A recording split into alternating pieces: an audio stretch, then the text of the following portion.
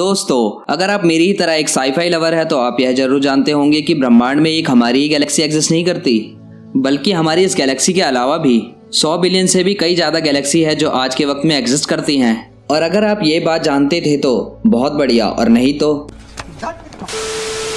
Galaxy huge collection of gas dust और billions of stars और उनके सोलर सिस्टम को कहते हैं। हम सिर्फ एक गैलेक्सी मिल्की वे के एक सोलर सिस्टम के एक छोटे से प्लेनेट अर्थ पर रहते हैं।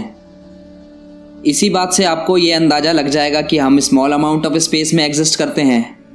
मिल्की वे ऐसी गैलेक्सी है जहां हम रहते हैं, इसीलिए यहाँ ये समझना मुश्किल नहीं होगा कि मिल्की वे गैलेक्सी की तरह दूसरी गैलेक्सी पर भी किसी सोलर सिस्टम में कोई ऐसा प्लेनेट जरूर होगा जहां लाइफ एग्जिस्ट करती होगी। आज की इसी वीडियो में हम ऐसे ही प्लेनेट के बारे में जानेंगे, तो बने रहे वीडियो में अंत तक हमारे साथ। तो दोस्तों, एस्ट्रोनॉमर ने पहली बार दूसरी गैलेक्सी में एक एक्सोप्लैनेट डिस्कवर किया। आपके मन में ये सवाल तो जरूर आया होगा कि एक्सोप्लैनेट कहते किसे हैं। दोस्तों, जो प्लैनेट हमारे सोलर सिस्टम के बाहर पाए जाते हैं उन्हें एक्सोप्लैनेट कहा जाता है।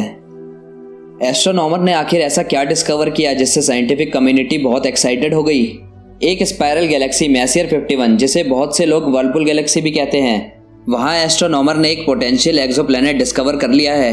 इस एक्सोप्लैनेट का नाम M51 ULS-1b रखा गया है। ये प्लैनेट हमारे मिल्की वे से 3 गैलेक्सी दूर के गैलेक्सी में ऑब्जर्व किया गया है। इस पूरे ऑब्जर्वेशन में M51 गैलेक्सी में total 55 different system, messier 101 Galaxy में 64 सिस्टम और मैसियर 104 गैलेक्सी में 119 सिस्टम ऑब्जर्व किए गए। इतनी सारी चीज़ें ऑब्जर्व करने के बाद हमें ये एक्सोप्लैनेट मिला। हमारे इतिहास का पहला एक्सोप्लैनेट साल 1992 में डिस्कवर किया गया था, और तब से जितनी भी डिस्कवरीज हुई हैं वो हमारी धरती के केवल 3000 लाइट ईयर दूर तक के प्लेनेट की हुई है। M51 ULS-1b पहला ऐसा प्लेनेट है जो 28 मिलियन लाइट ईयर दूर दूसरी गैलेक्सी में डिस्कवर हुआ है।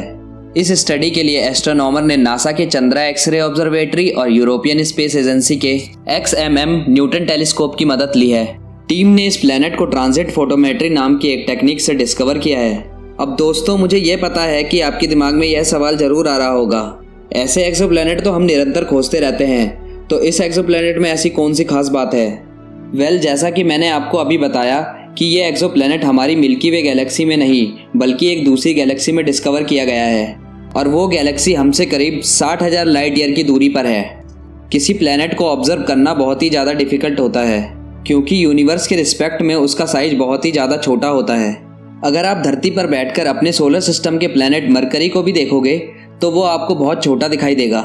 तो इससे आप ये बात इमेजिन कर सकते हैं कि एक प्लैनेट जो हमसे करीब 60,000 लाइट ईयर दूरी पर है उसे डिस्कवर करना कितना ज़्यादा मुश्किल होता होगा। लेकिन पहली बार एस्ट्रोनॉमर ने ये करके दिखाया है। अब इसकी डिस्कवरी के लिए जिस मेथड को यूज़ किया गया है वो बहुत सिंपल कॉन्सेप्ट से काम करता है। आप सभी जानते हैं हमारा अर्थ सूरज की ग्रेविटी की वजह से उसके चारों तरफ घूमता है, यानी उसके चक्कर काटता है। बिल्कुल सूरज की तरह हमारी और दूसरी गैलेक्सी में लाखों स्टार मौजूद है।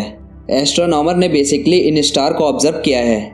गैलेक्सी में स्टार ढूंढना इतना मुश्किल नहीं था, क्योंकि बिल्कुल सूरज की तरह स्टार के साइज बहुत बड़े होते हैं और उसके साथ वो बहुत ही ज़्यादा ब्राइट होते हैं। एस्ट्रोनॉमर इन्हीं बड़े स्टार्स के ब्राइटनेस को एक पॉइंट से ऑब्जर्व करते हैं। अगर उसके ऑर्बिट में कोई प्लैनेट होगा तो वो सैटेलाइट और बड़े स्टार्स के बीच में जरूर आएगा, जिस वजह से उस हॉट और ब्राइट स्टार की ब्राइटनेस कम हो जाएगी। हमारी धरती से देखने पर जब कोई प्लैनेट स्टार के बीच से पास करता है तब उस इवेंट को ट्रांजिट कहते हैं। एस्ट्रोनॉमर्स ने इसी ब्राइटनेस में डिप्स को ऑब्जर्व किया। एक बार ये डिटेक्ट हो जाए तो प्लैनेट के ऑर्बिटल साइज को कैलकुलेट किया जा सकता है। साइंटिस्ट ये भी पता लगा सकते हैं कि डिस्कवर्ड प्लैनेट को स्टार के चारों तरफ रिवॉल्यूशन करने में कितना टाइम लगेगा। ट्रांजिट की हेल्प से हम प्लैनेट के मास का अंदाजा भी लगा सकते हैं। प्लैनेट का मास उसके हैबिटेबल जोन होने का बहुत बड़ा रोल प्ले करता है।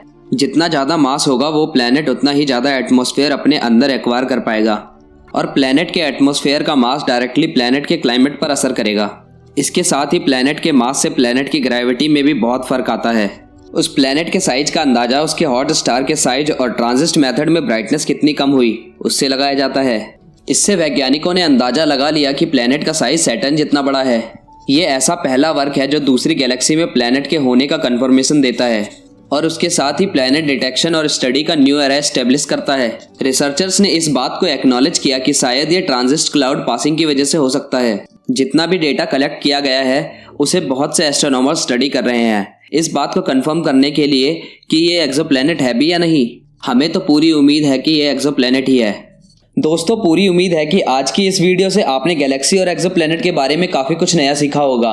और अगर सीखा तो वीडियो को लाइक और चैनल को सब्सक्राइब जरूर करें और साथ ही अपने फ्रेंड्स और फैमिली के साथ जरूर शेयर करें। मैं मिलता हूँ आपको अपनी नेक्स्ट वीडियो में, तो आज के लिए धन्यवाद।